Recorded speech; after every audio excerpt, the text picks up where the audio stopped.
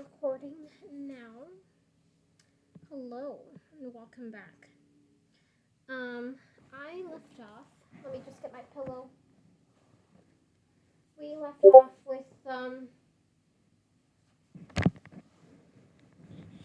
Okay.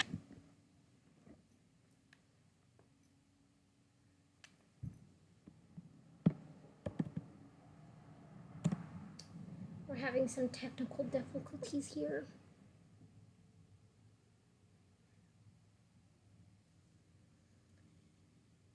But while he's doing that, last time we left off, Jianzu was trying to find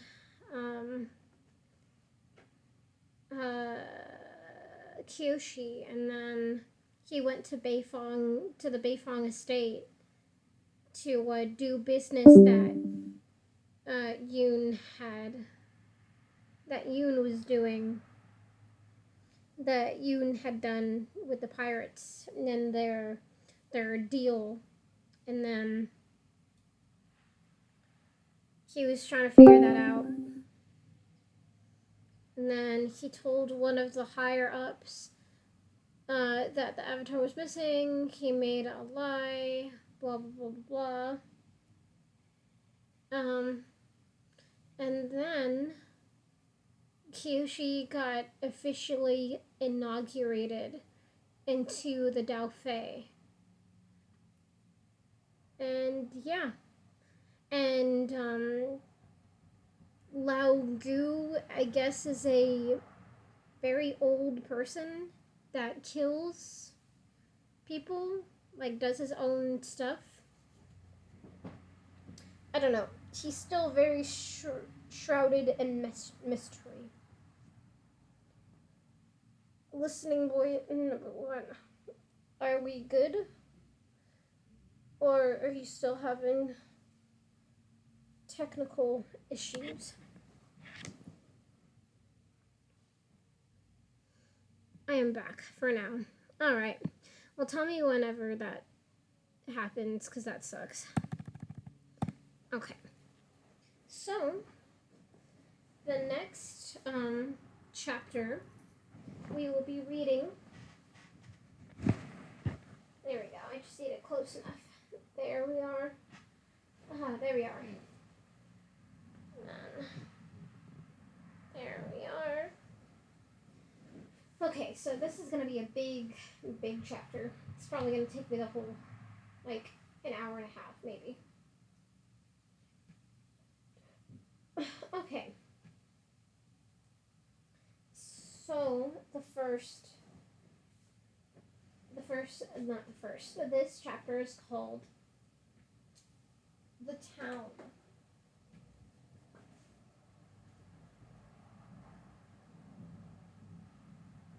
So, the town.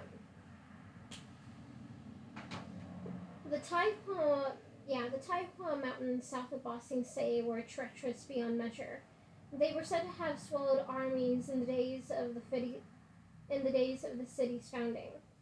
Howling blizzards could freeze a traveler's feet to the ground, snapping them off at the ankles. Once every decade or so, the winds would shift, carrying red dust from Siwang to the peaks of Taihua,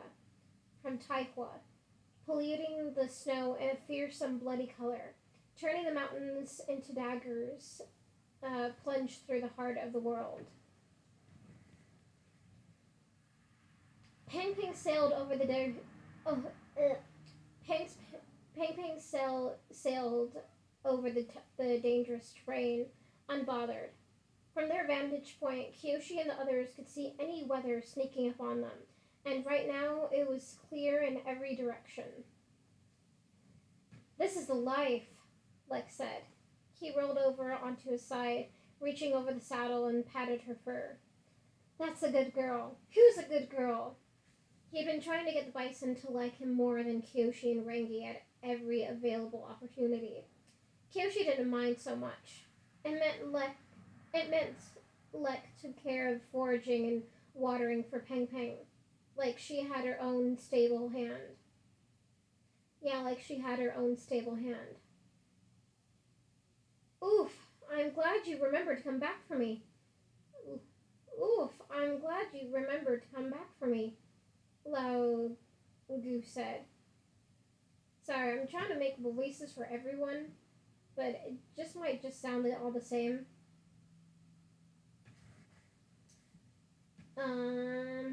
Yes.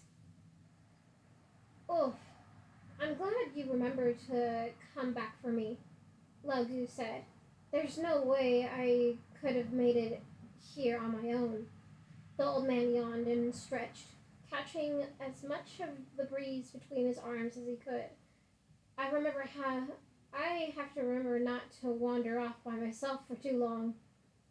His comment made Kyoshi's stomach constrict. The journal said that Lao Gu came back from his jaunts with blood on his hands. She wondered if her mother had sat this close to him as they traveled, afraid that she might be one of his victims in the future.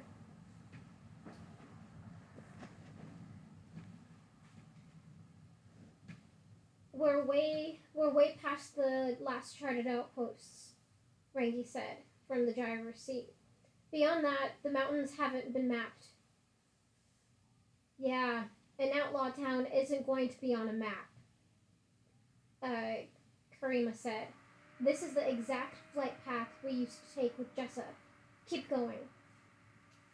As they flew toward a line of jutting gray peaks, the mountains separated, gaining depth. The formation was less a ridge and more of a ring that obscured a crater from all sides. The depression had made a small, shallow lake that Kyoshi thought was brown and polluted at first. But as they flew closer, she saw the water was as clear and as pure as could be. She'd been looking straight through the lake to the dirt bottom.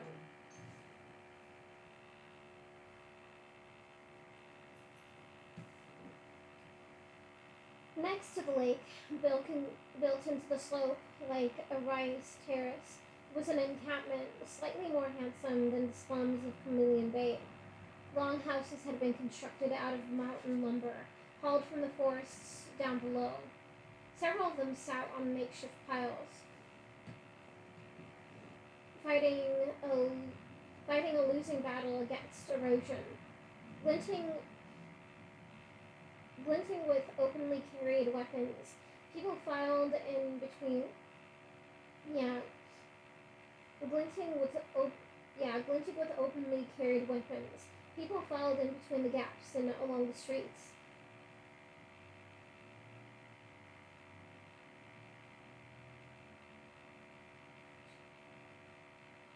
Welcome to Hujiang.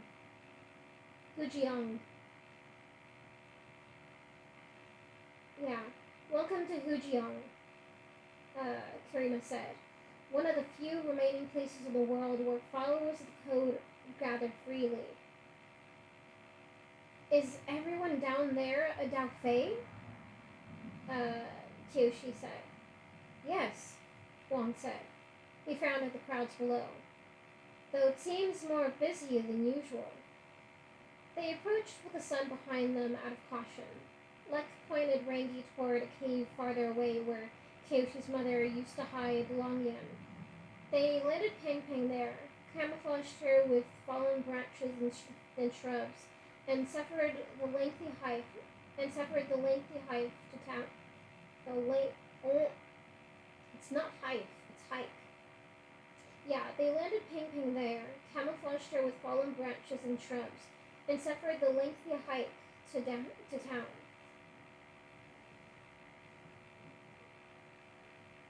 The longtime members of the Flying Opera Company were prepared for the fine salt that rose from the winding, narrow path, stirred by their footsteps. They pulled close-woven neckerchiefs over their noses and mouths and smirked underneath when Kyoshi and Rangi looked askance at them with reddened eyes. The group was still figuring out what courtesies to share. Yeah, the group was still figuring out what courtesies to share. Apparently, Apparently, spare dust makes masks. Uh, Apparently, spare dust masks fell by the wayside.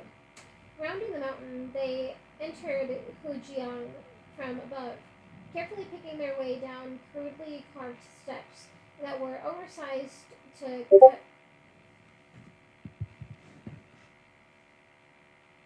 Oh,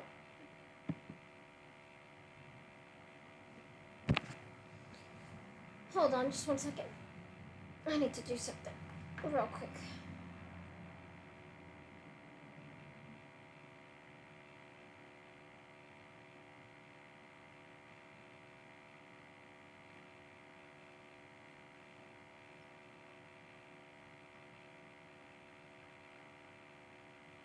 There we go.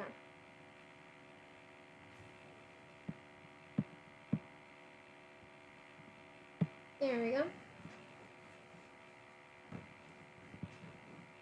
Alright. So, where was I? Yeah. Rounding the mountain, they entered Fujiang from above, carefully crudely carved steps that were oversized to cut down on the number needed. Kyoshi wondered why they weren't earth-bent into shape. They came to one of the large streets and lowered their scarves. You should probably keep your head down this time, Rangi said to Kyoshi, instead of barging in like you own the place. The debacle in Chameleon Bay still weighed on her mind. No, Karima hissed. You act meek in this town and everyone will think you're weak. Follow our lead. As they joined the flow of traffic, the waterbender seemed to grow in stature, expanding her presence. Karima normally retained a certain amount of elegance in her movements, but now she stepped through the crowd with exaggerated purpose and delicacy. She gazed through lidded eyes down the length of her chin as she walked, a picture of sophistication, a swordswoman moving through a form with a live blade. Interrupting her flow would mean getting cut to shreds. Gotta look like you're ready to take someone's head off at any moment for any reason, Wong said, or else you'll get challenged. For whatever reason, whenever I think of Wong, I think of Vahir and how his voice is, so I'm trying to replicate that. Because man, Zahir from Korra just had such a soothing and such a just powerful voice. And I'm trying to replicate that with Wong, because I feel that with Wong, for whatever reason.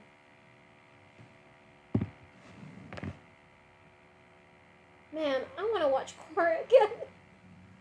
It's so good. And it's over. I don't want it to be over. Why is it over? Man. Why? Okay, anyway.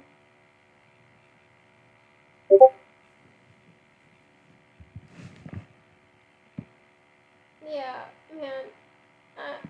Heartbroken. Okay. But yes. You gotta look like you're ready to take someone's head off at any moment for any reason, Wong said, or else you'll get challenged. He followed Karima with angry stops, abandoning the agility Kyoshi knew he possessed. His feet sent seismic thuds through the ground. Top Knot's got it, Lex said, pointing at Rangi. Look at her boiling away with firebender rage. See if you can pull that off. I'm not doing anything, Rangi protested. This is my normal face. You could also try to be like me, Lagu said. He hunched inside his threadbare clothes, hiding his muscles, and flashed his manic gap-toothed smile. He looked like the group's shameful grandfather who'd escaped from the attic. Picking a fight with you would be a disgrace, Lex said. Exactly! They made their way toward the bazaar in the center of town. It was slow going. It was slow going, trying to look tough, and not just for them. The other outlaws staggered along the avenues, chests thrust out, elbows wide. A few favored Karima's approach of razor-edge refinement, carrying narrow geons instead of bronze. Oh, excuse me. A few favored Karima's approach to a few favored Karima's approach of razor-edged refinement, carrying narrow geons instead of broadswords to complete the image. Practically everyone was armed to the teeth, most with swords and spears, but more exotic weapons like three-section staves, dearborn blades, and meteor hammers were surprisingly common as well. Kyoshi spotted a few people wielding arms that should have been flat out impossible to fight with. One man had a basket of knives lining the edge and a tether trailing off it. Is that guy carrying a muck rake? Rangi whispered, tilting her head at a pug-nosed man waddling by. That's moon-seizing Zoo, and don't stare at the rake, Lex said. I've seen him puncture the skulls of two men at once with it. The Flying Apple Company had by far the least amount of metal on their persons. Most of these people don't seem to like benders, Kyoshi said. What? Are you looking to trade us in for better teachers? Karima said. Because you're right. They're not benders. Most outlaws live and die by the weapons in their hands.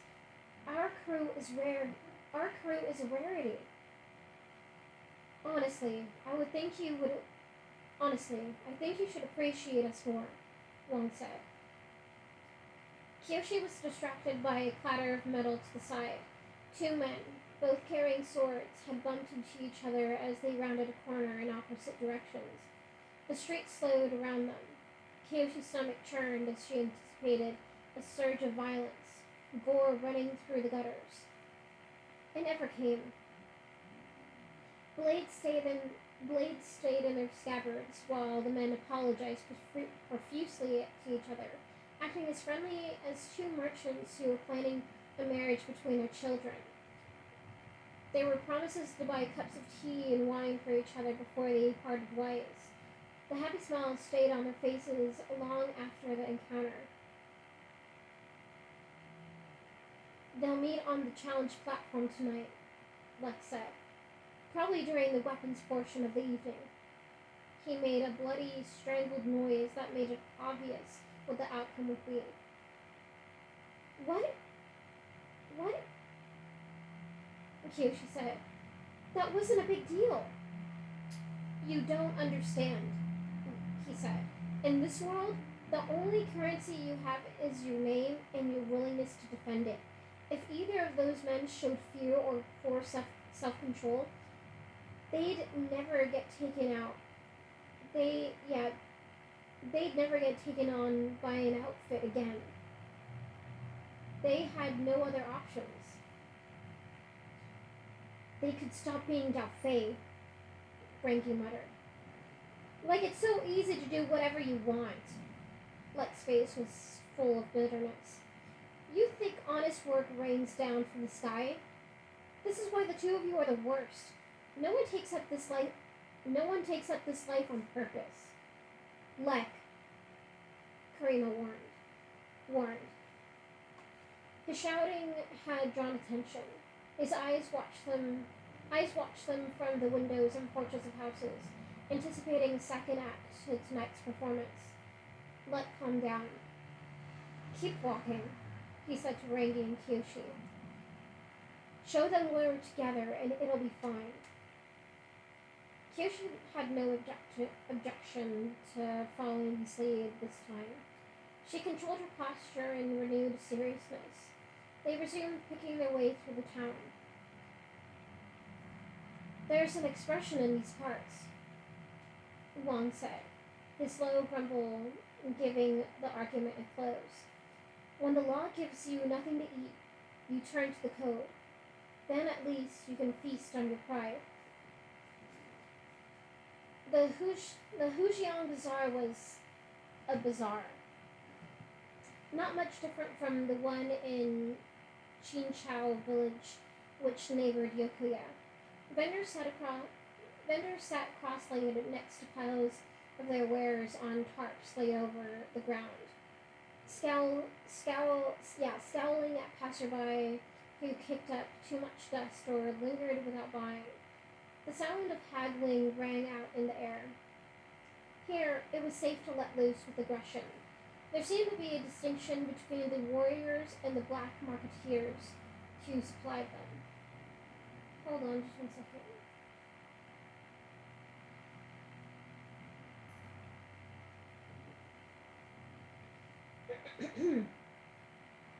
Kyoshi noticed that most of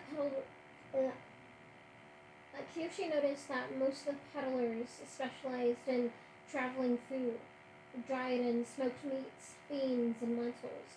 Rice was expensive. Produce more so.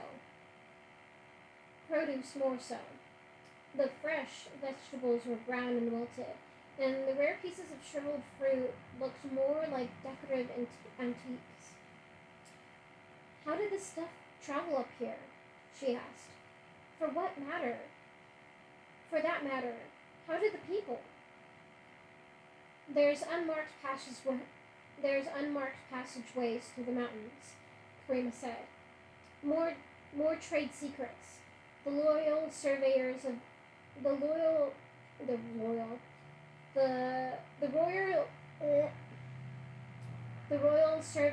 Bossing Say don't have a clue. This must have been a big part of why Dao Fei were so hard to stamp out for good. Kyoshi reflected on what Jianzu had told her about the Earth Kingdom being too big to police. If underground networks like this one could thrive so near the capital, then the rot must be worse throughout the far reaches of the continent. A whole other community existed below the surface of the Earth Kingdom. The moniker of the Fifth Nation pirate fleet suddenly took on a defiant meaning. "We're here," Kyoshi imagined her formidable leader saying with an ice blue stare. "We've always been here. Ignore us at your peril." Wang's foot caught on a brass oil lamp. The vendor it belonged to cursed before looking upward and slicing himself willingly.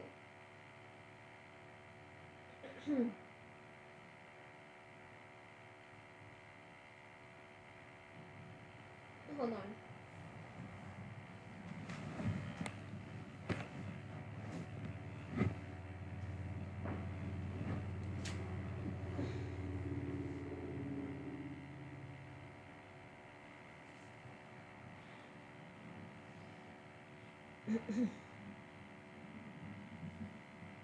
Sorry, hold on just 1 second.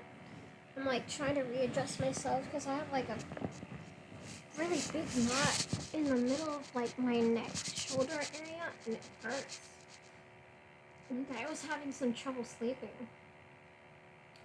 I need to go to a chiropractor or like a massage therapist or something to knead this thing out. Yeah, and maybe Chandler if I don't do that before I see you, which I probably won't. You're gonna have to fucking give me a massage because this thing hurts.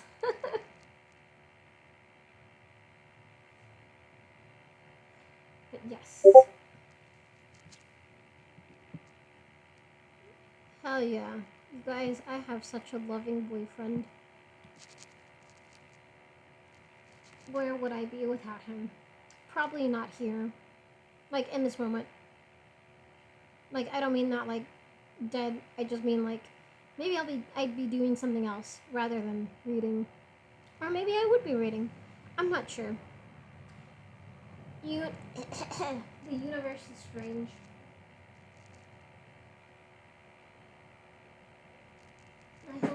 eyes are doing what makes you happy at this very moment. Okay, I'm done talking, and I'm gonna start reading again. Where was I?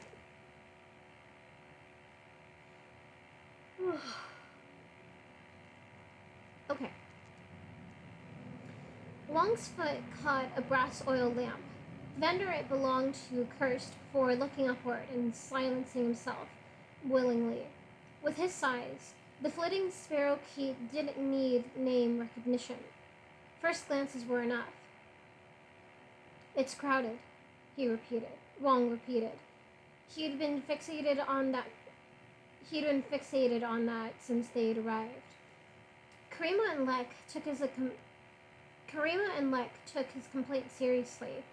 They lifted their heads higher, scanning the bazaar. Kyoshi tried to help, but she had no idea what to look for.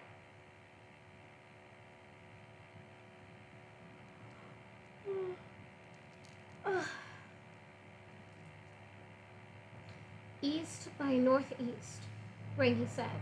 They're listening to someone speak. Sure enough, the people gathered in that corner of the bazaar. Sure enough, the people gathered at that corner of the bazaar had their backs turned, showing dao, broadswords, or other weapons strapped to their torsos. They nodded intently, absorbing whatever message was being preached to them. Someone found the leader a stool or a crate because he stepped upward to reveal an ugly face bisected by a leather strap. Lek and Karima both swore loudly. We've got to get out of here, Lek said. Now. What's the problem? Rangi said. The problem is we shouldn't have come here, Karima said.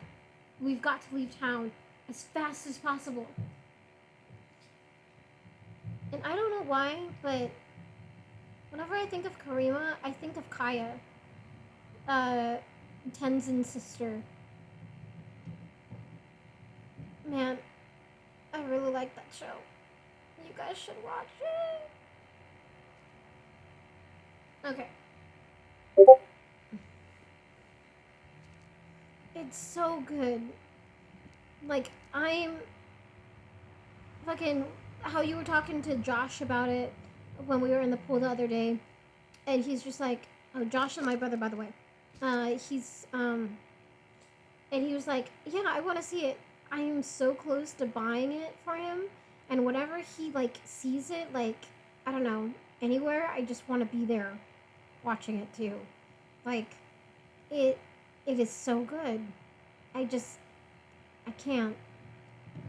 Okay, enough of the rap for that, you guys. Okay. I should do videos where I like state my opinions on like shows, but also I'm not that analytical like other people are about like videos like why this is so amazing, blah blah blah blah blah. I'll just say it's so cool, the fights are cool, the story is cool. Bye. That. But yeah, I love Korra. She's great. Watch it. Okay, I'm done. Yeah. But jeez, all this like normal talking is making me thirsty. Okay. Yeah. The problem is we shouldn't have come here, Karima said. We've got to leave town as fast as possible. Don't make eye contact, Lek said as Kyoshi tried to get one last glance at the man. The strap looked like it was holding his nose in place. His speech had reached a fever pitch, his jaws working up and down like he had a chunk of meat in between them. Strangely, he had a moon peach blossom tucked into his collar. She didn't have time to see any more details. They hustled back the way they came, only to run into someone in the exact same spot as the earlier encounter they'd witnessed. That blind spot was a death trap. Lek's face fell in despair. He backed up a few steps and bowed sharply, using the same fist over hand salute from when he'd greeted Kyoshi for the first time. So did Karima and Wong. Uncle Mock, they said in chorus, keeping their heads lowered. The man they waited on for a response was dressed in plain merchant's robes.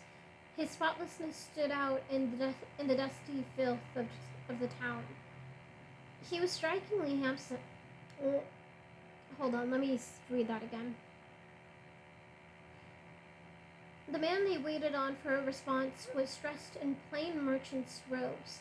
His spotlessness stood out in the dusty filth of the town.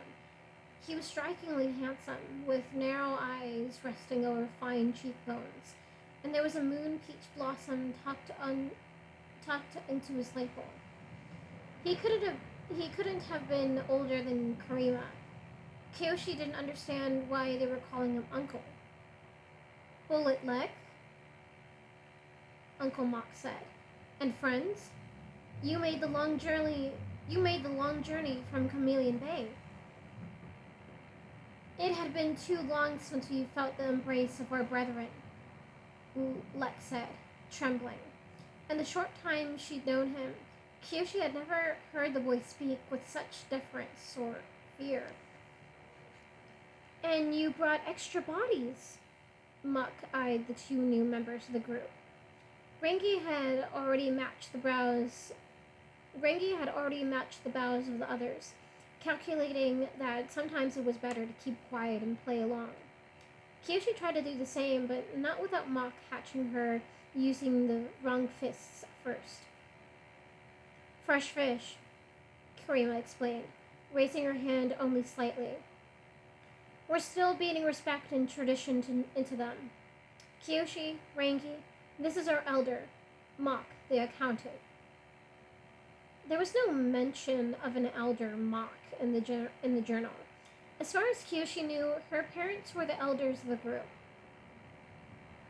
See that you do, Mock said with what he deemed a warm smile. Without our codes, we are nothing but animals, begging for fences. It's fortuitous that you're here, for I have business to discuss with you. How lucky we are, Wong said. If it rankled him, bowing to a younger man, he kept it to himself. Kyoshi noticed that Lao-Gu had managed to disappear yet again. She wondered if it was solely so he didn't have to call Mock uncle. Let's discuss it tonight, Mock said. Why don't you join me as my guests at the challenge platform? When there's this many people in town, blood runs high. Should be fun. It would be our distinguished honor, Uncle, Rengi said, beating the others to the punch. Our gratitude for the invitation. Mock beamed. Fire Nation. It's wonderful how respect comes so naturally to them. He reached out and knocked Lek's head wrap to the ground so he could tousle the boy's hair. I remember when I first met this one, he said as he fixed Kyoshi with a slitted gaze. His fingers gripped Lek's scalp, yanking and twisting his head around, making sure it hurt. He was such a mouthy little brat, but he learned how to act. Lek put up with the manhandling without a noise. Mock cast him to the side like an apple corer. I hope you're an equally quick study, he said to Kyoshi, making a clicking noise with his teeth. After Mock left, no one spoke. They waited for Lek to pick up his hat off the ground and smooth his hair. His eyes were red from more than dust. Kyoshi had questions, but she was afraid of saying them out loud and straight. She knew exactly what kind of man the accountant was. Jianzu had once implemented a policy that any member of the staff, no matter how lowly, could talk to him personally about any household concern. Kyoshi saw Kyoshi saw the gesture of kindness devolve into some of the servants ratting each other out over minor grievances, hoping to curry favor. She knew now that had been his intent all along. The long house-lined streets of Hujiang uh, felt felt like the walls of the mansion during the worst of the paranoia. She had no doubt that a careless word would. She had no doubt that a careless word risked making it to Mock's ears. She followed her group to a termite-eaten. She followed her group to a termite-eaten inn that hadn't been painted since Yang Chen was alive. Many of the outlaws they passed along the way had moon peach blossoms in various states of freshness, placed somewhere on their person. She couldn't believe how dumb she was to have not noticed before. They paid for a single room and tromped up the stairs. A funeral procession. Inside their lodgings, the bare planks of floor had been oiled by the man of. Inside their lodgings, the bare planks of floor had been oiled by the touch of human skin. There weren't enough beds if they were planning to sleep here tonight. This is one of the hot. This is. Oh no! Don't restart now. Not now. The later. Not now.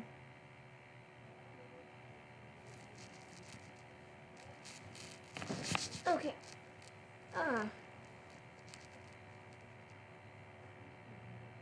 Okay.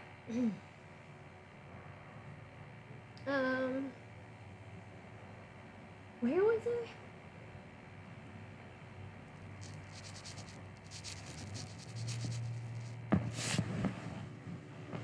Sorry, I'm just gonna move my thing again. I'm trying not to hunch over so much, but I was sitting up straight and now my butt is like getting numb a little bit.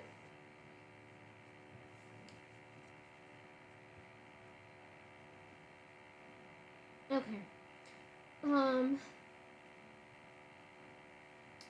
Yeah. And this is one of the tighter built houses, Karima said after she shut the door and slumped against the wall. It'll be safe to talk as long as you don't shout. Wong stuck his head out of the window and did a full sweep of the street below, craning his head upward to check the roof. He pulled himself back in and latched the shutters closed. I suppose you want an explanation, he sighed. Those hard times you mentioned back in Chameleon Bay, Karima said. They were pretty hard. After your parents died, just as Bison escaped, and we never saw him again. Kyoshi understood that much. The link between air nomads and their flying companions was so strong that the animals would normally run away and rejoin wild herds if they lost their airbender. It was a complete miracle that Peng Peng had stuck around to help her. I'm convinced that Peng Peng is her spirit animal, or her animal guide, if she hadn't run away after all that.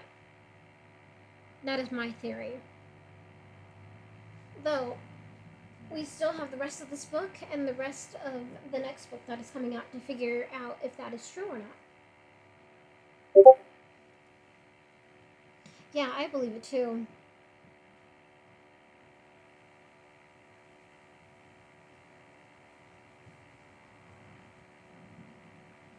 Okay. Okay. It was a miracle. It was a complete miracle that Pang Pang had stuck around to help her. We were trapped in the wrong city with too many debts to the wrong people, Karima said. Karima continued, ignoring the irony that by most standards, they were the wrong people. We were desperate, so we accepted the Autumn Bloom Society as our elders in exchange for some favors and cash.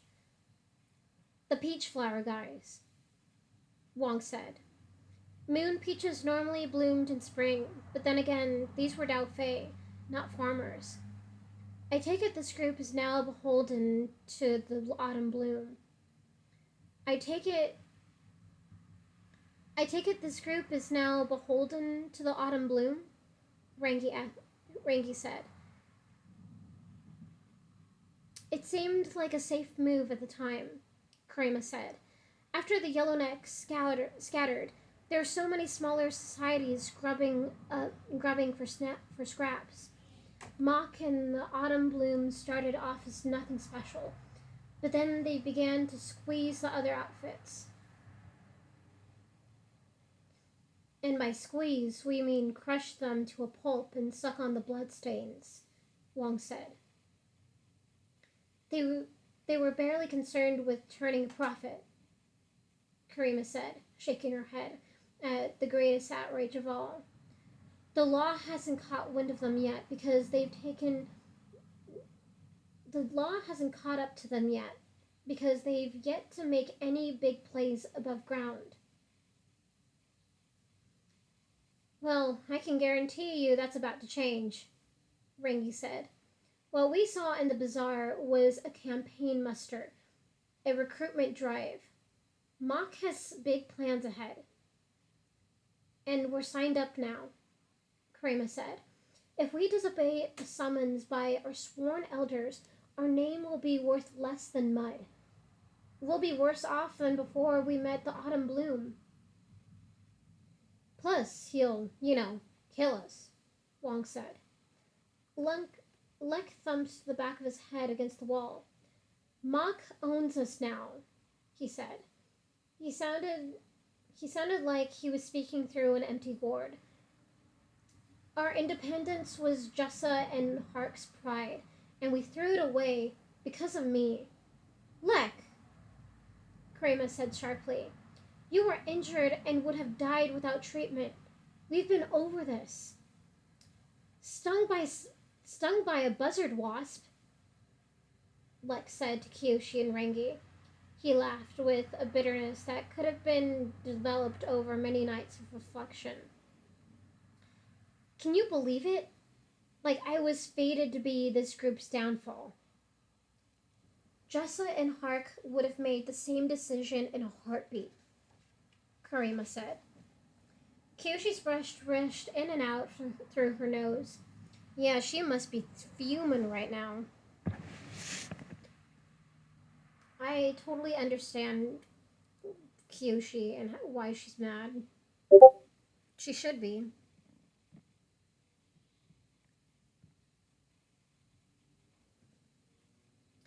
Yeah, Kyoshi's breath rushed in and out through her nose. Slowly at first, then faster and faster, until her lungs felt like they'd escaped through the holes in her skull. She remembers scraping her head against the frozen ground when she was little, trying to seek relief for the fever blazing within her body. She remembered trying to walk again after untreated sickness sacked her muscles, not being certain if the shaking would ever go away.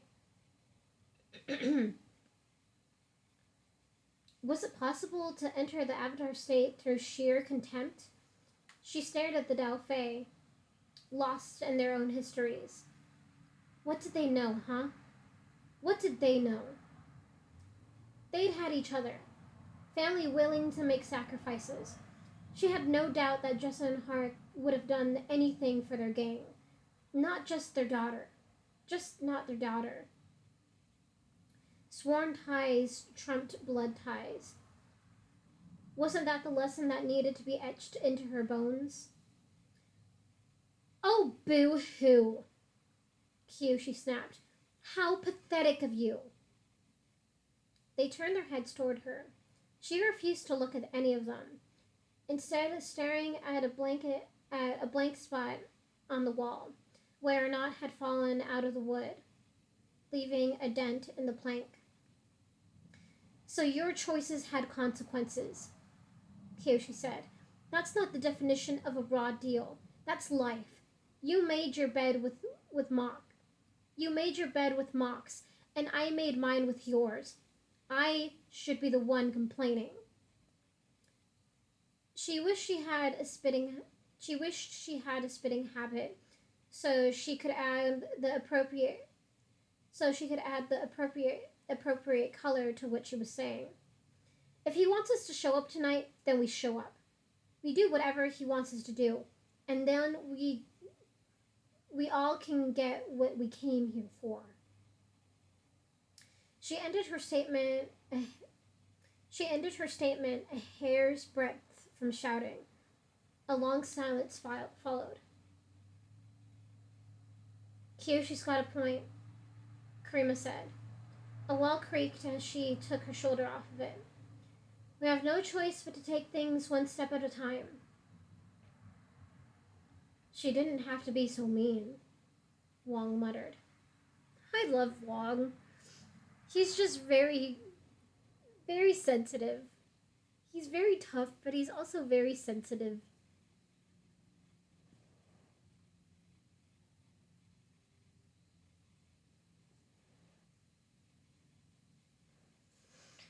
Okay.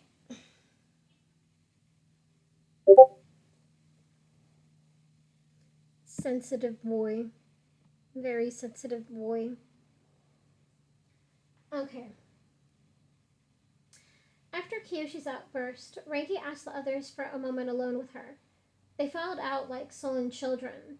The room transformed from too small to too big. Don't yell at me, Kyoshi said preemptively. None of this autumn bloom nonsense was in the journal. And yet, here we are anyway, Ranky said. She seemed at a loss for what to say. She pointed in different directions to emphasize rants she hadn't yet made. Eventually, she settled for a question.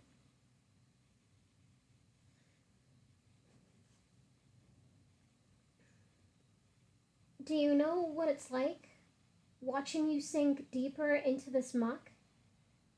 I'm doing what's necessary, Kyoshi said. If you want me to make faster progress, then let's go find an isolated spot and practice more firebending. Kyoshi, you're not listening to me. Kyoshi, you're not listening to me. Rangi instinctively lowered her voice to protect their secret. You're the Avatar. I remember, Rangi. Do you? She said. Do you really? Because the last time I checked, the Avatar is supposed to be shaping the world for the good of humans and spirits, not risking their neck to help a bunch of second-story thieves pay off their debts. She held back from punching the nearest wall.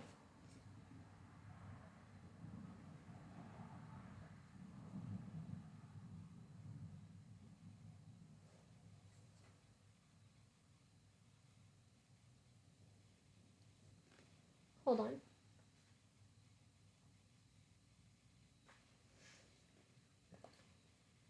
Yeah, she held back from punching the nearest wall. Did you know that the Avatar is supposed to be able to commune with their past lives, gaining access to wisdom of centuries? She said. With the right lessons, you could have been asking Yan Chen herself for guidance right now, but no. You don't have that option, because my guess is that spiritual teachers are a little hard to come by in our current social circle. Ranky waved her hand around at the room, at Hujiang, at the Taihua Mountains themselves. To see you here? It kills me. The fact that you're stuck here where no one knows who you truly are, makes me die a little inside with each passing moment. You're meant to have the best of everything, and instead you have this. She rubbed at the creases in her forehead with her fingers. A Delphi town! A normal avatar would have been responsible for wiping this encampment off the face of the earth. So she was upset about Kyoshi neglecting her duties, and nothing more. Rangi wanted a normal avatar, not whatever Kyoshi was. She's a true believer. Yoon's words came back like he was standing beside her, whispering in her ear. Rangi couldn't handle any more disgrace to the office. Kyoshi was poor raw material. Yeah, Kyoshi was poor raw material for an avatar to begin with, and her selfish choices had only defiled the position further. Rangi. Kyoshi's heart felt harder than ever. Yeah, Kyoshi's heart felt harder than it had ever. Let me say this again. Rangi. Kyoshi's heart felt harder than it ever had. Dull metal weighing her chest down. The world waited years for an avatar. It can wait a little longer, and so can you. She thought she heard a little puff of breath come from behind Rangi's hands, but when the firebender lowered her arms, she was as calm and stony as the mountain. You're right, Rangi said. After all, I'm just your bodyguard. I have to do what you say. Nightfall did Hujiang a favor in appearance. Unlike honest folk who went to bed soon after the sun went down, the Daofei settlement lit up with torchlight to continue business. The slope of the mountain spread out below the inn. Looked like it had attracted a cloud of fireflies. A meal of rice gruel and dried sweet potato did a little help to relax them. Before they left the inn, Lek tightened the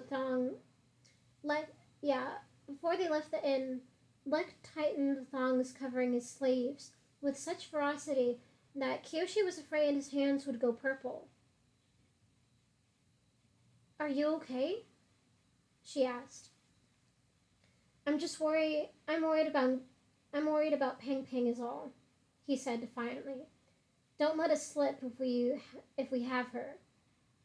Don't let it slip that we have her. Mok would probably kill us and try to tame her himself. Okay, hold on. I'm gonna readjust myself again.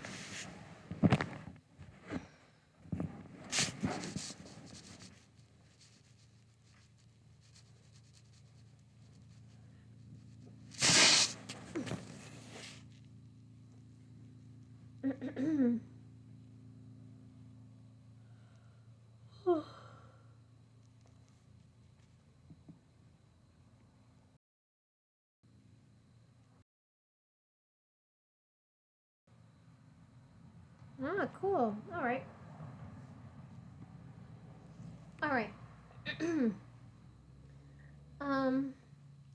It made more and more sense, the degree to which outlaws coveted a sky bison. Flight was normally a feat restricted to the pure of heart. As an airbender willing to sully herself with dirty work, Kyoshi's mother must have been in high demand. The streets were emptier than during the day. The Daofei had gatherings inside drink houses, and drink houses seemed to compromise half the town. Not compromise. Yeah, the Daofei had gatherings inside drink houses, and drink houses seemed to comprise half the town. Kyoshi could hear laughter and arguments and poorly composed poetry spilling from the windows they passed. She imagined Lao Gu was in one of the taverns, swindling for booze, or indulging in his other hobby. They came to a house bigger than the others, a broad, high barn, that shook with noise. The shouting inside rose and fell with waves, punctuated with cries of delight or disappointment. Yeah, disappointment. Another man wearing a peach flower with his hat greeted them at the door. Uncle Mock is waiting for you on the balcony, he said as he bowed. Going inside, they were immediately absorbed by a throng of spectators. The center of the floor held a large wooden platform covered with a tightly drawn layer of Let me say that again.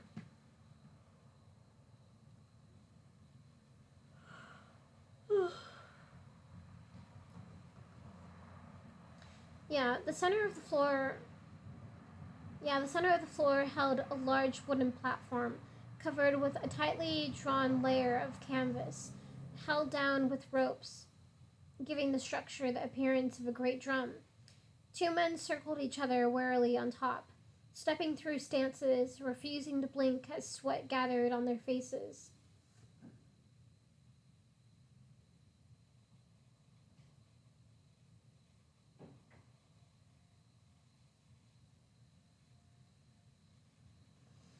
Leg tie, Karima said to Kyoshi. Ever seen one before? She hadn't. She knew of earthbending tournaments with a similar concept. Knock the opponent off the platform and you win. But this stage was made of unbendable material, and the two men were fighting bare-knuckled and empty-handed. Throwing the opponent off would require closing the distance and getting to grips in ways benders normally disregarded. Lek had mentioned a weapons portion of the evening. Now must have been the unarmed combat rounds, serving as a warm-up. The two men charged each other, fists cracked against skulls. One of them got the better of the exchange and followed up with a devastating kick to the side of his opponent.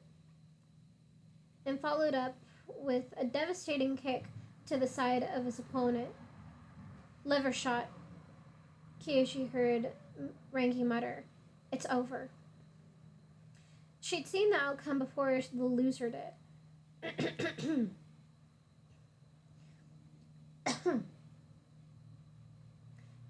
She'd seen the outcome before the loser did. He tried to resume his fighting stance, but couldn't raise his arms.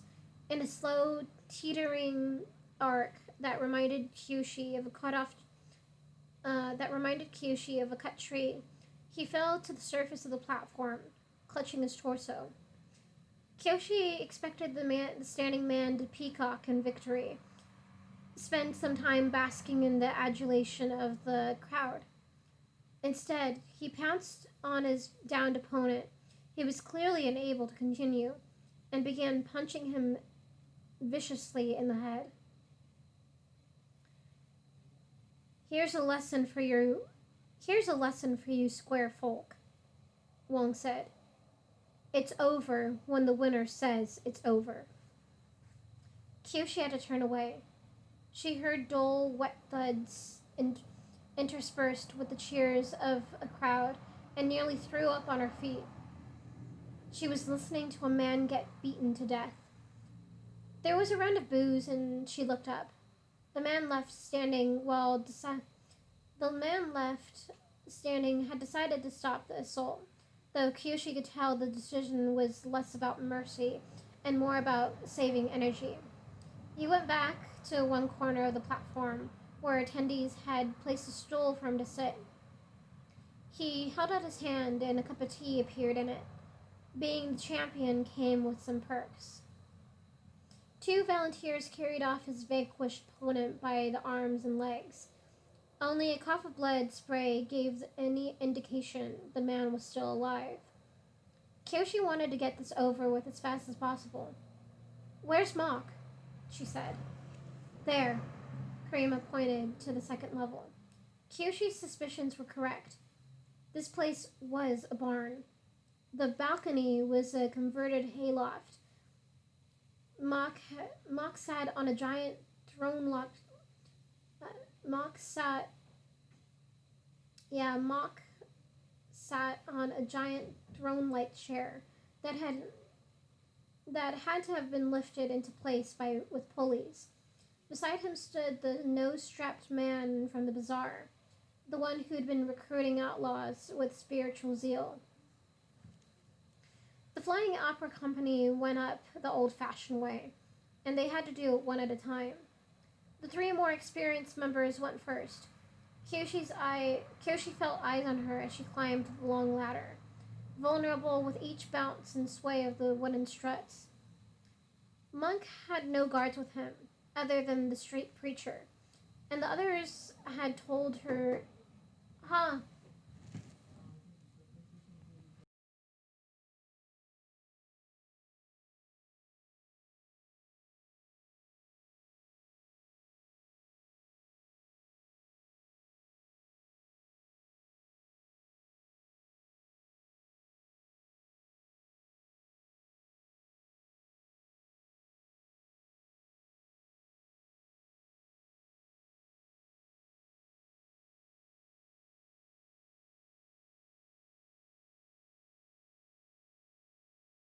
I am back. It was just my brother. Okay. Alright.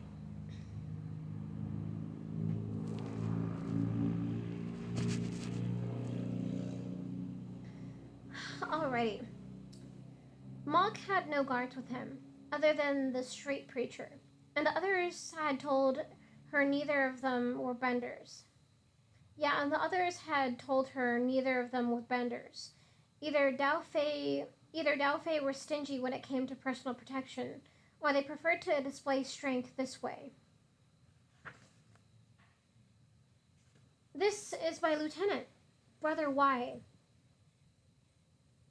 Mock said, gesturing to the wild-eyed man. You will pay him the same respect that you do to me. Kyoshi bowed along with others, but Y was silent.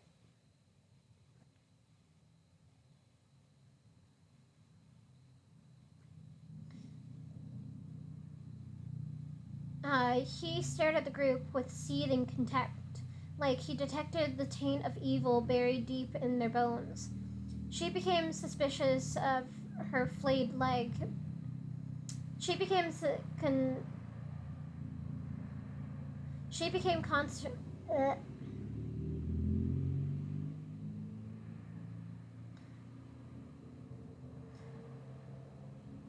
Sorry with all the noise. Let me see if I can turn it down.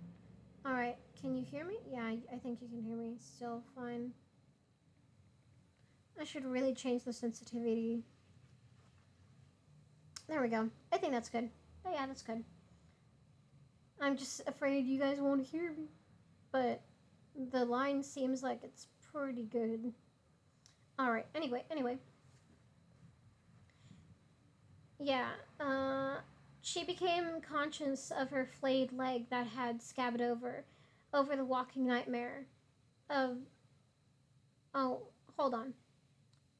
Yeah, he stared at the group with seething contempt, like he detected the taint of evil buried deep in their bones. She became conscious of her flayed leg that had scabbed over, of the waking nightmare she'd pushed in the back of her mind. But why paid her no special attention? He despised them all equally. Mock, on the other hand, singled Kyoshi out. New girl, he said. You seemed a little blood-shy just now. Not a trait I like in my subordinates. Wong and Karima tensed up. They'd warned her about the need to keep a certain mask on, and she hadn't taken them seriously enough. Kyoshi tried to think of something to say that would placate Mock. She's tough when it counts, Uncle, Lek interjected. I personally saw Kyoshi wipe the floor with a whole squad of lawmen back in Chameleon Bay. Mock made a signal with his finger, an emotion so smooth that it looked rehearsed. Pulled out a knife, grabbed Lek by the hand, and slashed him across the palm. Lek stared disbelieving at the fresh wound for a moment. Funny, Mock said. I don't think I was talking to you. Fuck, dude. A spatter of blood landed on the floor. Lek doubled over. Yeah, fuck, dude.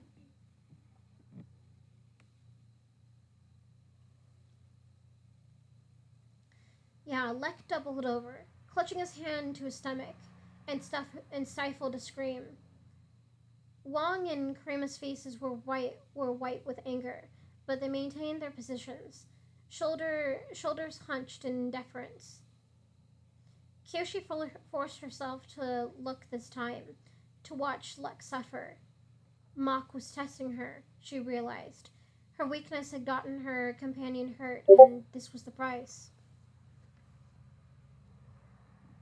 I didn't ask, bitch. Stabs. Yeah, basically.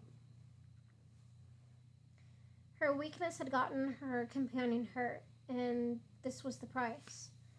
Her limbs went cold as a vision of the future swept her in its embrace. She was going to sort this mock one day, neatly on the shelf, right below Jiansu. Him and Y both. They'd have place of honor in her heart. But for now, the face she gave them was made of stone. She saw Lek straighten up and hug his sleeve over the wound, clenching his jaw and fist tight. He stared at the place between his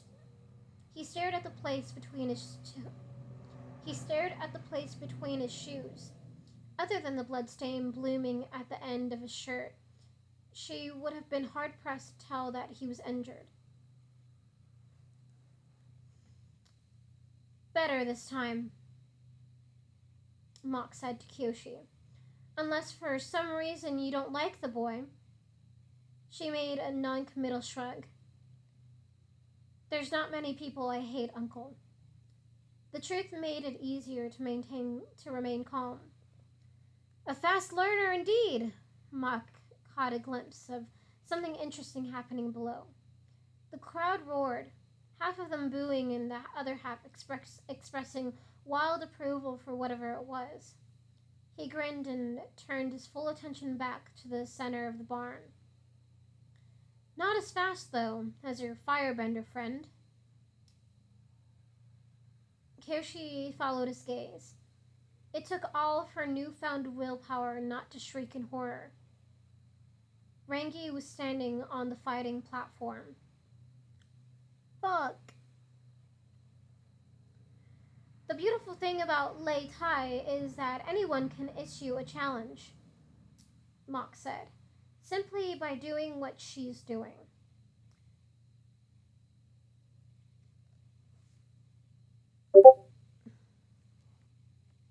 She's gonna kill someone. I hope. Maybe. I mean, we still got,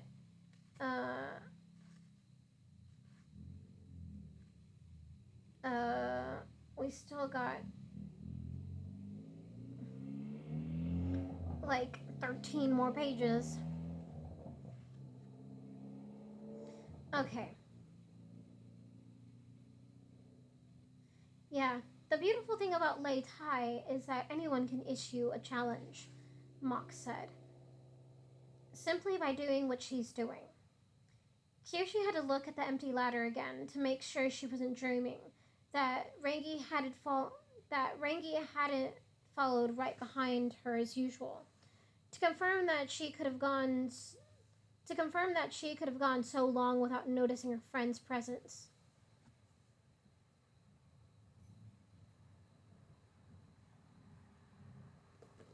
Hold on just a second.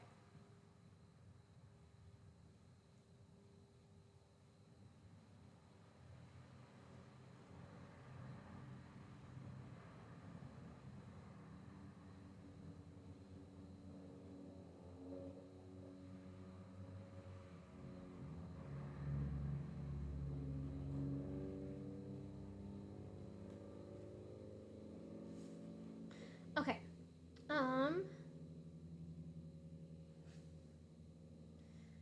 To confirm that she could have gone so long without noticing her friend's presence. The champion, still sitting in the opposite corner, cocked his head in interest. Ranky met his gaze as she stripped off her bracers and shoulder pieces, throwing her heirloom armor to the ground like a fruit peel, ignoring howls and whistles from the crowd. She disrobed until she was in the sleeveless white tunic she wore beneath her outer layers. Ranky was above the average height for a girl. The muscles in her arms and back were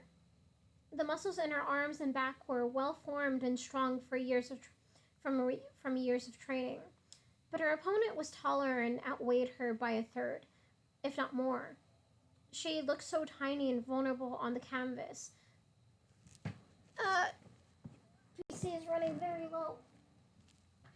I got you, girl. I got you, girl. Come on. Oh, God. That made me scared.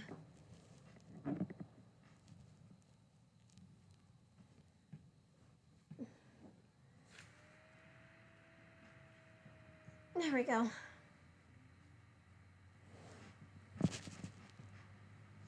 Okay.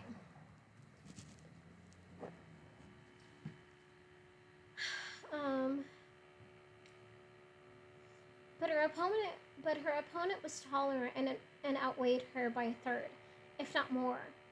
She looked so tiny and vulnerable on the canvas, a small flower in the corner of a painting. Kyoshi nearly jumped down from the hayloft to throw herself between the combatants, but Karima and Wang gave her the same glance and imperceptible headshake from when Lek was cut. Don't. You'll make it worse. The champion ran a hand down his braided queue and squinted at Grangy with beady eyes. He dabbed himself with a towel and flung it behind him. As he rose, his attendant plucked the stool off the platform. He'd rested enough. The man raised his chin and said a few words that Kyoshi couldn't hear, but she guessed their meaning well enough. No firebending. Ranky nodded in agreement. A lance went through Kyoshi's heart as the two of them approached each other. The champion didn't take a stance immediately. If he took the challenge of a young girl too seriously, he'd lose face. Ranky let him know how wise that decision was by whirling a kick at the knee he was about to put his weight on. Only pure reflex saved him.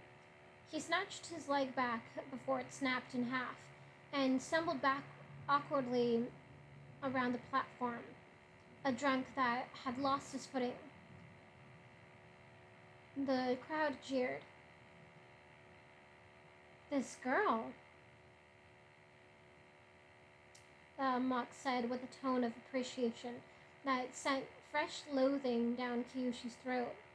The champion righted himself and took up a deep stance. The disciplined movement in his body was at odds with the wrath coursing through his face. As if to taunt him further, Ranky slid forward fearlessly until she was within his striking distance. Her expression was cool and passive. It didn't change when the man launched a flurry of blows. She read his limbs like the lines of a book, letting his momentum pass right by her as she made pivots so small and sharp that her feet squeaked against the canvas. After he missed a straight punch that hung over her neck like a yoke, she bumped him in the armpit with his shoulder, timing it with his retraction. He went flying back, worse than before, his feet making a clownish attempt to support him. Kyoshi's hope rose, forcing her to her toes as he neared the edge. If he fell off the platform, then this bad dream would end. He managed to catch himself. Kyoshi's heard a swear come from someone other than her. Rengi followed her opponent to the boundary, but seemed unconcerned about pushing him over. She could have ended it with a nudge. The man saw this and lost his composure.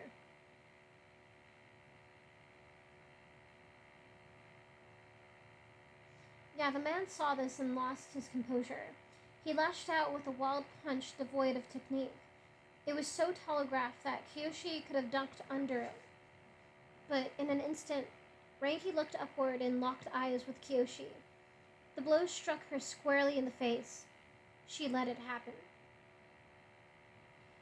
She stumbled across the platform and landed in the center, a lifeless heap. The weight difference had done its work. Kyoshi's cry was drowned out by a roar of the crowd.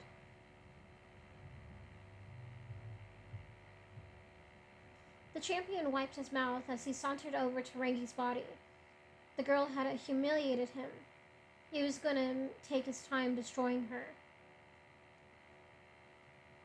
Kyoshi screamed to the rafters, invisible and unheard in the frenzy.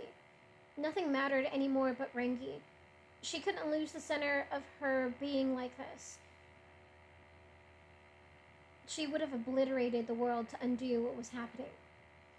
Only Wang's hands clamping down on Kyoshi's shoulders held her in place as the man raised his foot high above Rengi's skull. There was a blur of motion and the sound of muffled snapping. Kyoshi's mind caught up with her eyes. Her comprehension played out like a series of pictures, changed between blinks.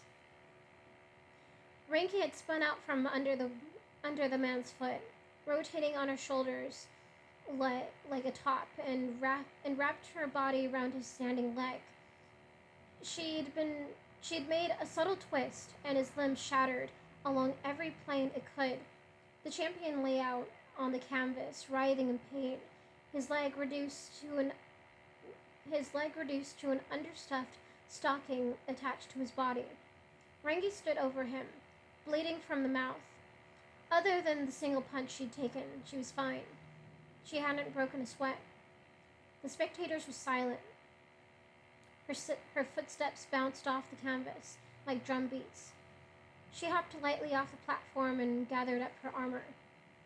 A single person clapping broke the pall. It was Mock, applauding furiously. It gave the crowd permission to react.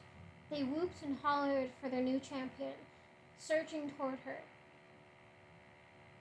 A single glare made them hold off on slapping her back or lifting her on their shoulders, but as they got close as they could, forming a little ring of appreciation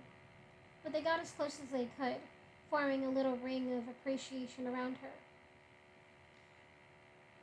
Rengi made her way over to the ladder and climbed up with one hand, her gear bundled under the other. Her head peeked up over the edge of the hayloft, and then the rest of her body. She tossed the armor into the corner and bowed. No one responded. They all waited on her next move, Mock and Y included. Rengi shrugged at the unasked question. It seemed fun, she said calmly. Kyoshi knew that was a complete and utter bull pig. Kyoshi knew that was complete and utter bull pig. There was no reason for her to have such a lapse in judgment, to commit such a mind-bogglingly stupid act. Kyoshi wanted to punch Rengi so hard that she'd land on her rear end back in Yokiya. She was going to throttle the firebender until flame came out of her ears. Mock slapped his thighs and burst into laughter. A future boss in the baking, he said. Dine with me tonight. I'll tell you the plans I have in store. How could we refuse, Uncle? Rengi said with the biggest, sweetest, falsest smile Kyoshi had ever seen. Attendants carried chairs for everyone up the ladder with great difficulty, followed by a table and then food and drink. Hold on. I gotta adjust myself again. Goddamn.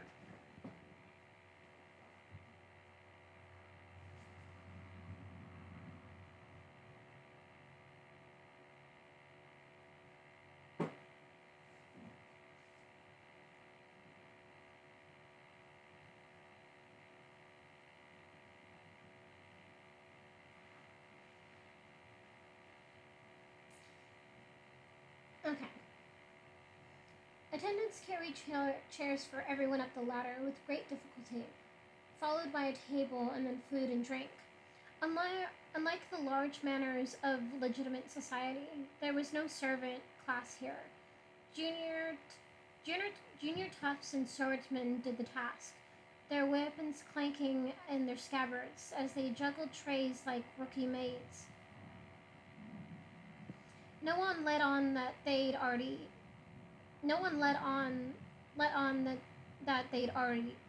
eaten.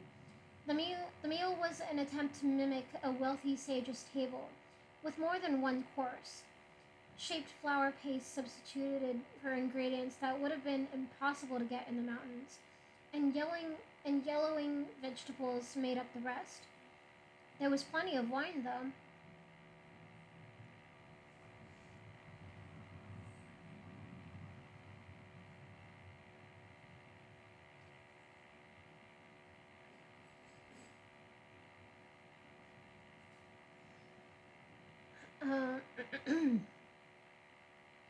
Mock sat with his back facing the edge of the balcony. The fights no longer interested him.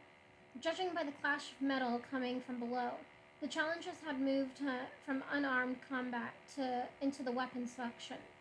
The occasional scream and gurgle made it difficult to concentrate.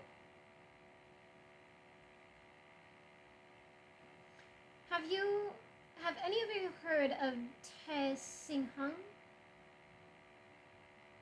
Yeah, have any of you heard of Te Sing Hung? Let me say that again. Te Sing Hung. Yeah, have any of you heard of Te Sing Hung? He asked, dropping the endless displays of puffery and dominance. As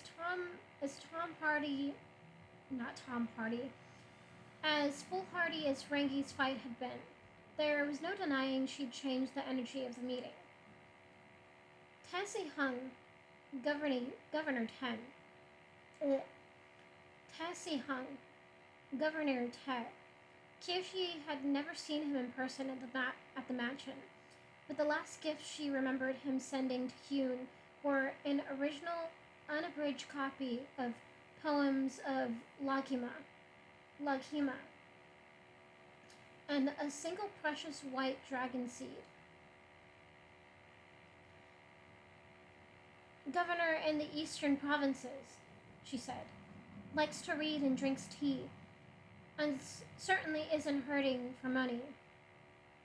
Very good, Mock said, impressed, even though she could have been describing half of the rich old men in the Earth Kingdom.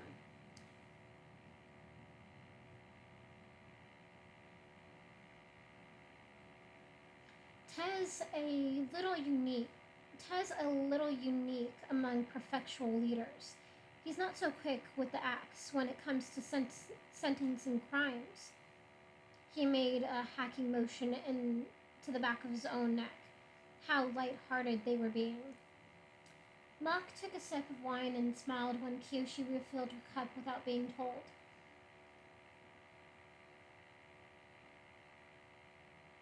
Oh, yeah, Mock took a sip of wine and smiled when Kyoshi refilled his cup without being told. He keeps prisoners instead. he went on.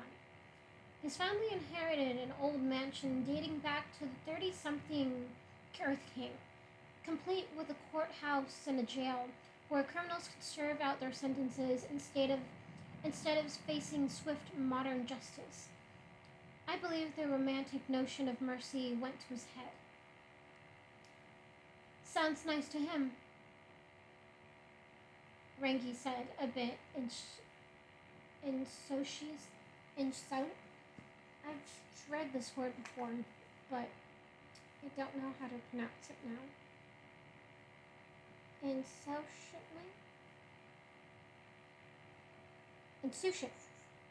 Insouciant.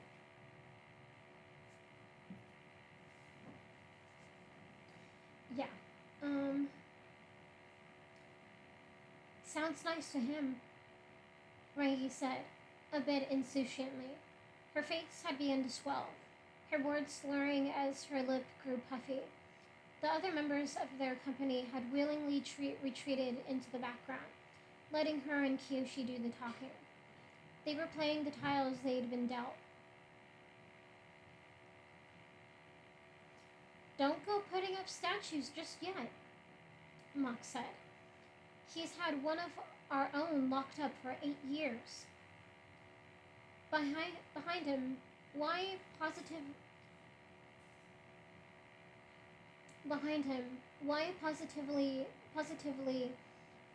vibrated, his body thrumming with rage. We need to get our man out of Tez's cell. Tez's cells, Mock said. That's what this job is about.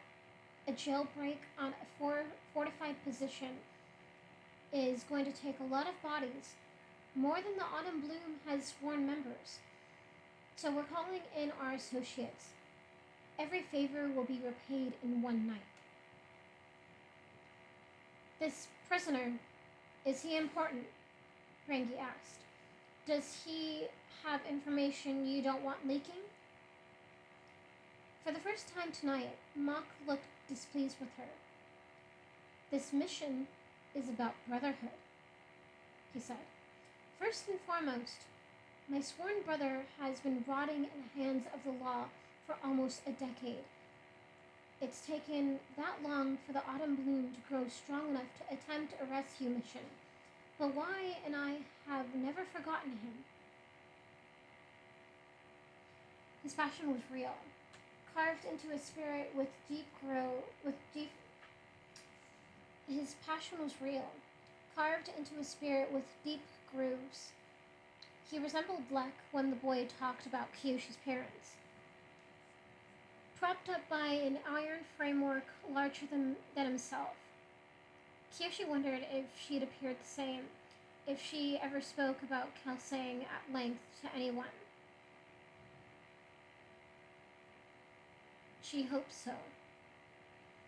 Apologies, Uncle, Rangi said. I thought knowing the facts would be helpful to our cause. The only facts I need you concentrating on concern how your group is going to help spring my man out of Governor Tez's prison, Mock said. Our group? Kyoshi preemptively tilted an apology for not understanding. It sounded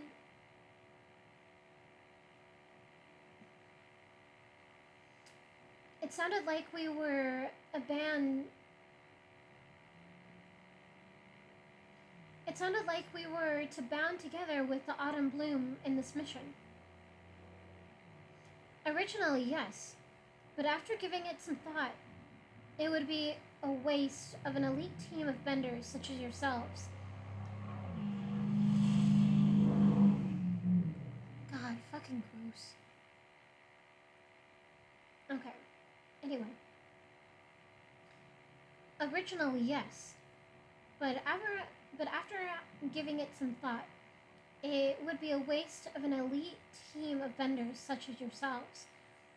A two-pronged assault should double our chances.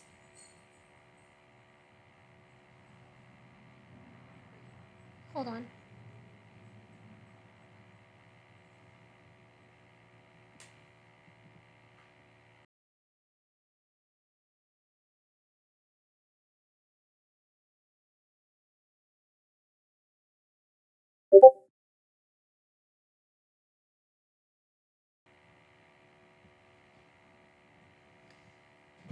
I know. It's like a great change of pace.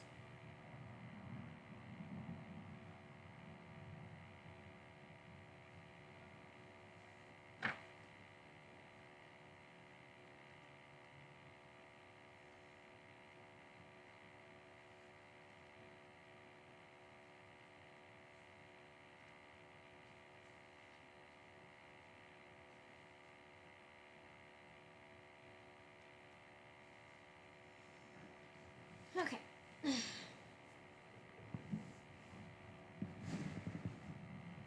So, where was I? Yes.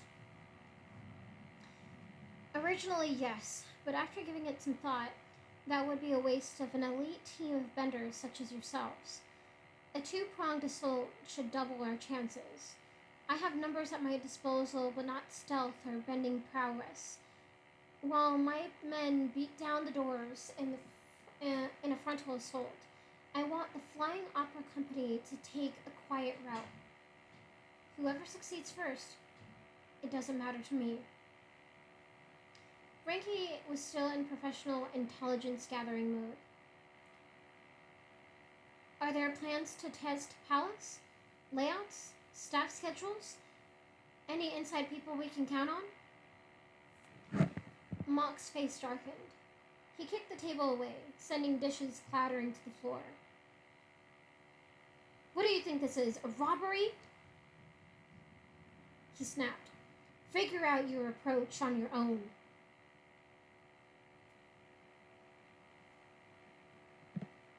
Kyoshi realized why he was so angry. Ranky's questions had exposed him as not much of as a tactician. He knew nothing of leadership besides making demands and doling out cruelties when they weren't met. Controlled by tantrum, Kyoshi thought. She had a label for the way Mock wielded power. He stood up and dusted himself off. I plan on being at Governor Ted's palace 30 days from now with my forces. I know how swift that Flying Opera Company tends to be, so if you arrive early, you should have all the time you need to prepare yourselves. But I don't want you acting on your own before we arrive. Do you hear me?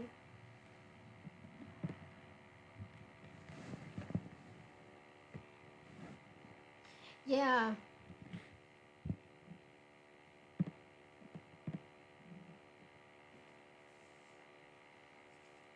Yeah, he is. Yeah, but let me... Yeah. I plan on being at Governor Ted's palace 30 days from now with my forces. I know how swift the Flying Opera Company tends to be, so if you arrive early, you should have all the time you need to prepare yourselves. But I don't want you acting on your own before we arrive. Do you hear me? Don't like my plan? Stabs. Yeah, basically. I hear many things about you. Of course, Uncle, Kyoshi said. A clash of steel and a scream filled the air as she bowed. The five of them stood outside their inn, not knowing what to say to each other. Fresh distance had come between them. Self-consciousness reigned supreme. Kyoshi broke the silence.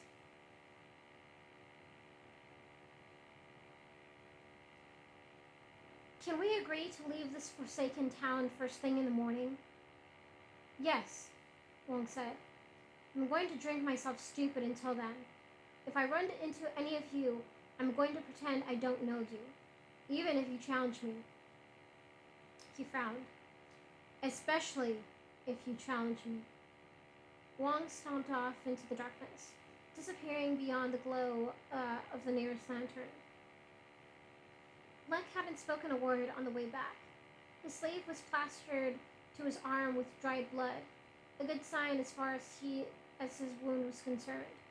But he was possessed by a rigid coldness that had Kyoshi worried. Lek, she said before he vanished too. inside his own head. Thank you for standing up for me. He blinked and looked at her, as if they'd only met a minute ago. Why wouldn't I? He said, caught waking up from a dream. I have to take care of his hand, Karima said. She looked at Rangi. I'm not the best healer, so it'll be a while before I can get to your face. I don't need it, Rangi said. She turned and walked away in the opposite direction of Wong, down the slope the town was built on. Rangi! Kyoshi snapped. The firebender didn't listen to her. She was Kyoshi's bodyguard. She was obligated to listen to her. Get back here, Rangi! After tonight's display, she's the safest person in Fujian, Karima said. There was a sly edge to her smile. But I think you should go after her.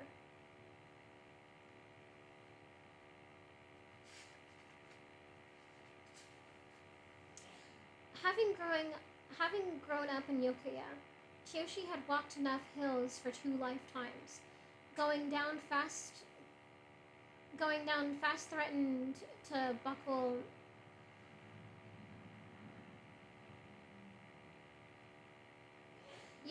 Going down fast threatened to buckle her ankles, strained at her knees.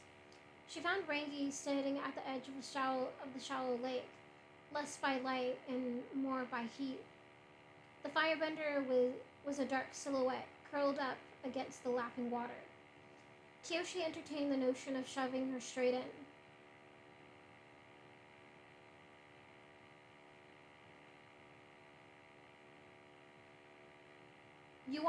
You want to tell me what that was about? She yelled. Rangi sneered at the question. Mach was treating us like dung, and now slightly less so. I impressed a Dao Fei. Hasn't that been our goal? My mother's gang belonged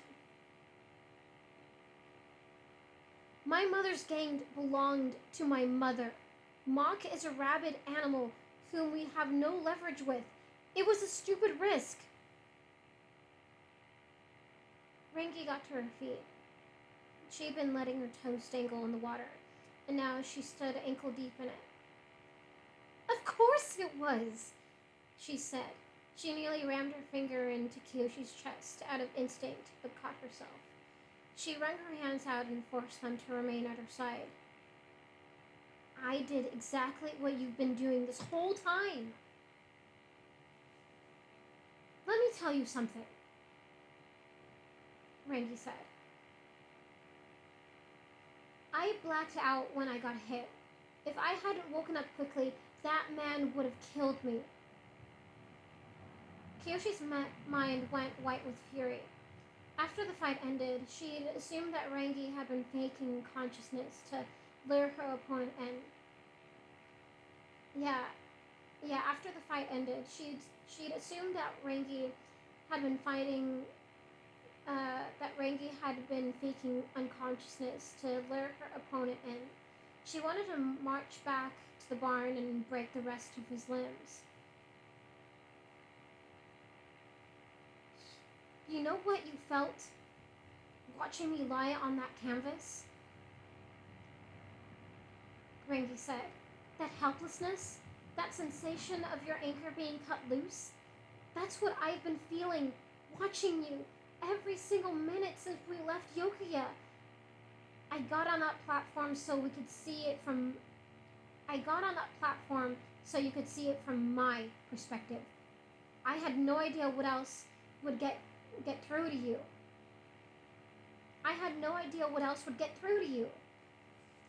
She kicked at the surface of the lake, slicing away between them. For an instant, she looked like Waterbender. I watch you throw yourself headlong into danger over and over again. And for what? Some misguided attempt to bring Jianzu to justice? Do you know what that even means anymore? It means he's gone for good. It means he's gone for good. Kyoshi snapped. No longer walking this earth. That's what it has to mean.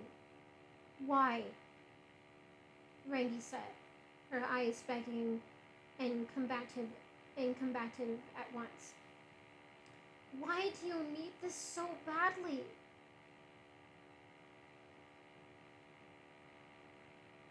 Because then I don't have to be afraid of him anymore, Kyoshi screamed. I'm scared, alright? I'm scared. I'm scared of him, and I don't know what else. And I don't know what else will make it go away. Her words carried over the surface of the lake to any man and spirit who might be listening. Kyoshi's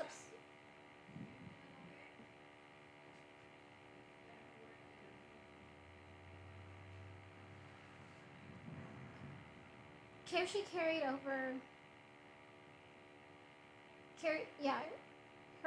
her words carried over the surface of the lake to any man or spirit who might be listening.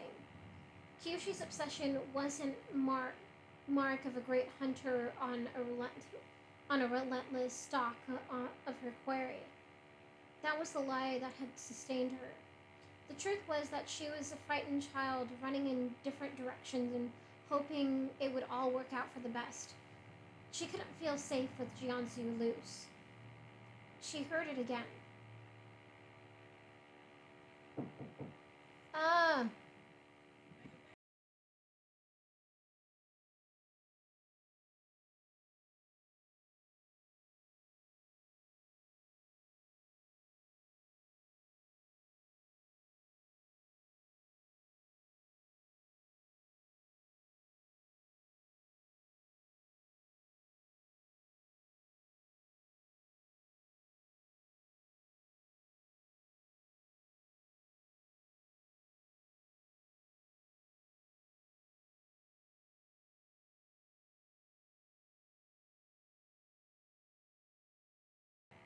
Okay, I'm back. Okay, there we go.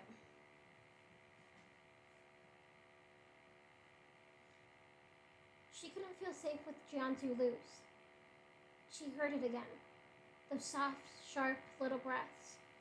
Rangi was crying. Kyoshi fought back her own tears. They wouldn't have been as graceful. Talk to me, she said. Please. It wasn't supposed to be like this, Rangi said. She tried to smother herself with the palm of her hand. It shouldn't have gone this way.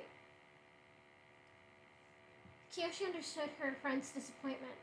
The shining new era of the world was supposed to get after so many years of strife. The champion whom Rangi had trained to protect had been stolen from them and replaced with Kyoshi. I know, she said, her heart racing. Yoon would have been a much better...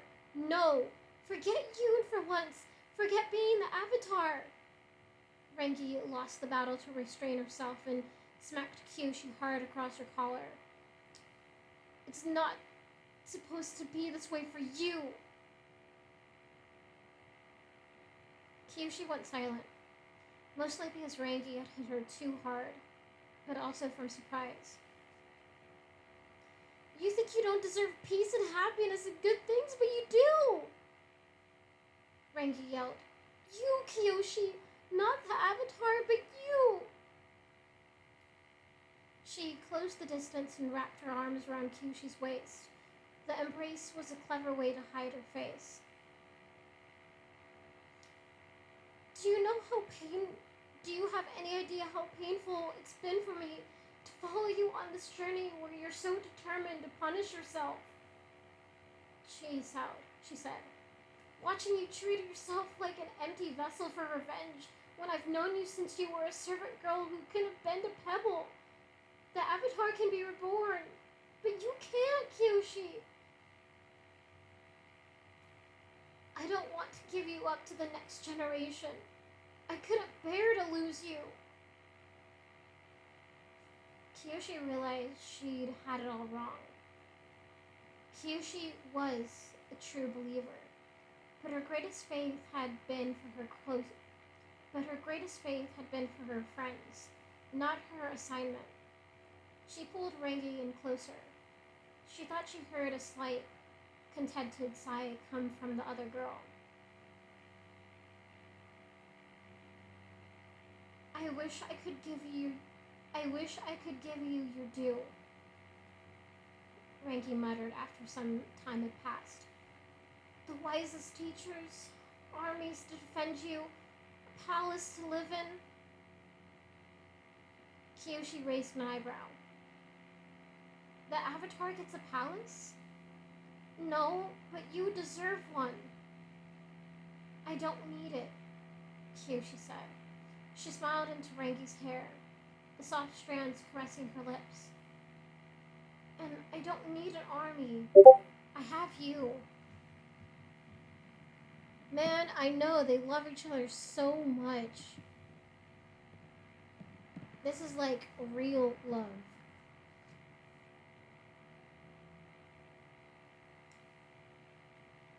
She smiled into Rangi's hair, the soft strands caressing her lips. And I don't need an army. I have you. Shh, Rangi scoffed. A lot of good I've been so far. If I were better at my job, you would never feel scared. Only loved, adored by all. Kyoshi gently nudged Rangi's chin upward.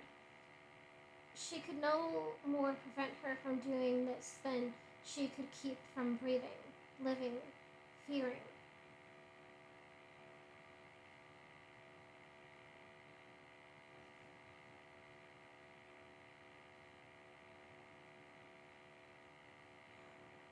Oh, okay.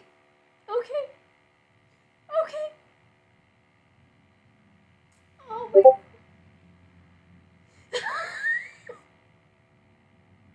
I'm trying. I read ahead.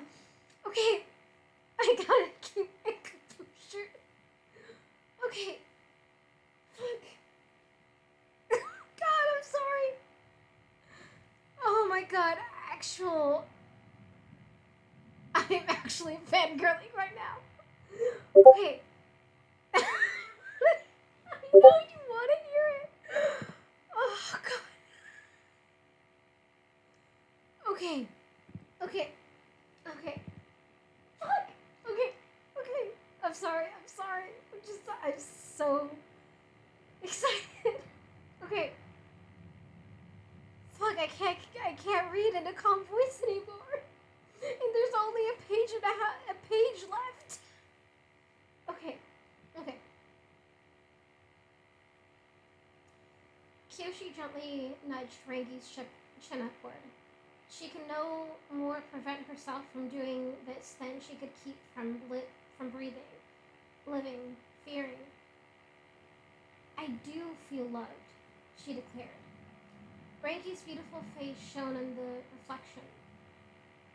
Kyoshi leaned in and kissed her.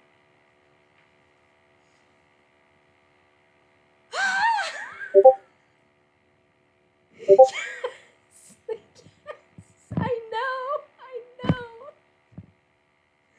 So happy. Oh my god. I read ahead and I saw that and I was just like, okay. Yeah, a warm glow matched Kyoshi's face. Eternity distilled in a single brush of skin. She thought she would never be more alive than now. And then, the shock of hands pushing her away. Kyoshi snapped out of her trance, aghast. Oh no. Reiki. Oh fuck. I know I didn't read this part. Okay. She thought she would never feel more alive than now. And then, the shock of hands pushing her away. Kyoshi snapped out of her trance, aghast. Reiki had flinched at the contact, repelled her, viscerally, reflexively. Oh no. Oh no. This couldn't... Not after everything they'd been through. This couldn't be how it...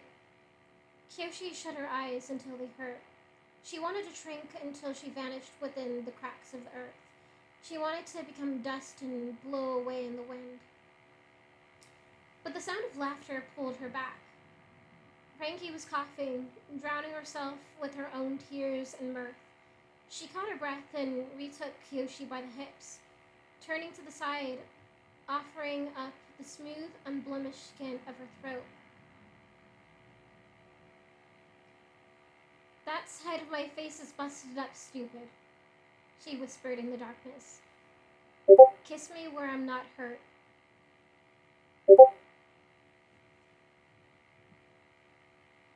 Yes!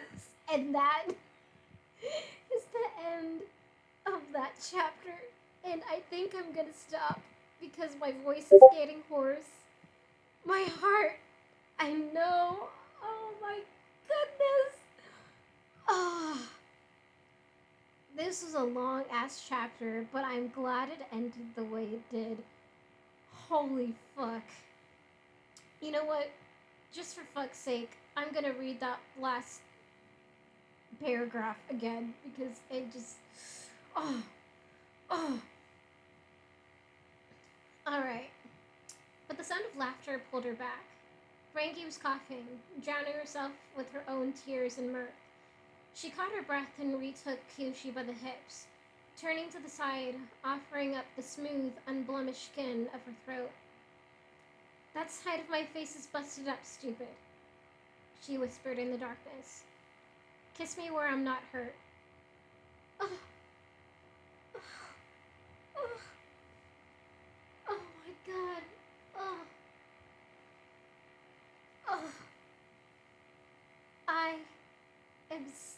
I'm like fangirling so hard. Oh my god. My sweetheart. Oh my god.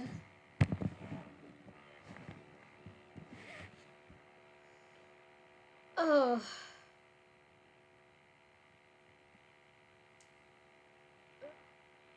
Oh.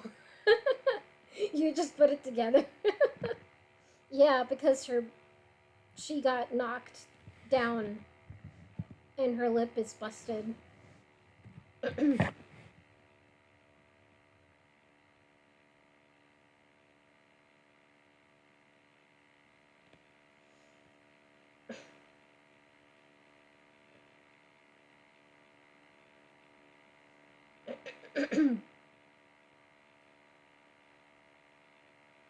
Means everywhere. Wink. Yeah, totally. Alright, you guys. Well, that has been a fun chapter that lasted almost 2 hours. Yeah, reading that much is a lot. Alright, but I will see you next time. Thank you so much for listening. I really appreciate it. Bye-bye.